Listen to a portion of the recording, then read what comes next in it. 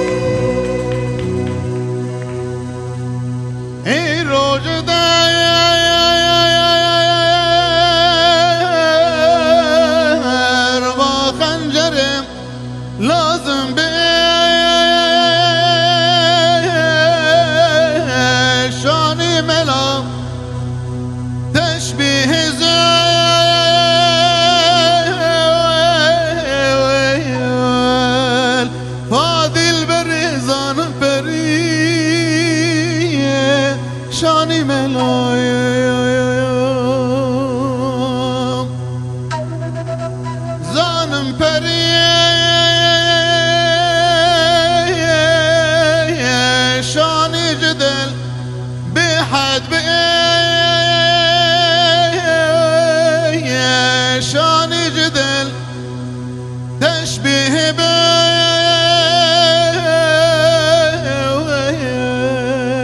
يعني جدل بالله انساني ملايم تشبيه بيه يعني جدل بالله انساني ملايم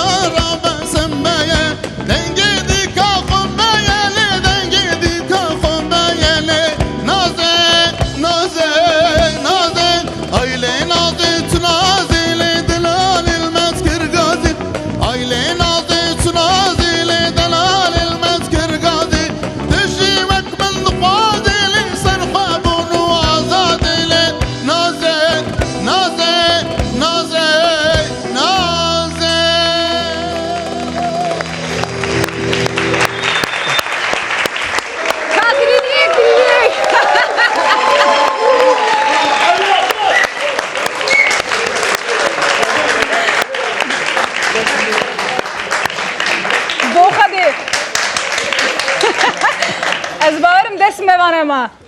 کفا دسته می تفسور و مور بود حیران وان تواکی شبکی و جوان حوال من جوان یعنی تو ترکی ده بجن وان یاخشقلی بدو برا جوان رن او برا هر زیاده ترجی نه کسی کل ام بجل لپش کامرا نه وان قهرمان میش پر کامرا نسا. او وی اوش ما بیتی اولا ما که دلاله خوشک وای ساعت خوش مالتا درو بری ام بجی که جراد حشت آداره دی بجن روزا جنابو بله براسی مخواست تاوی او که ورم مگو چیه که مگو تاوی چیه که ورم فرا لیب مگو بجی هاتنا تبسه بومه هاتنا تبسه بومه علی چه اکتاش چاق اتم دی بجم امریکی و هبه وای ام خشمالی حساب دکم و دیس تاوی خاصی دیس امری ودانه جمن صاحیت خوشیت باشیت دست تباکی پیرکا پاچی دکم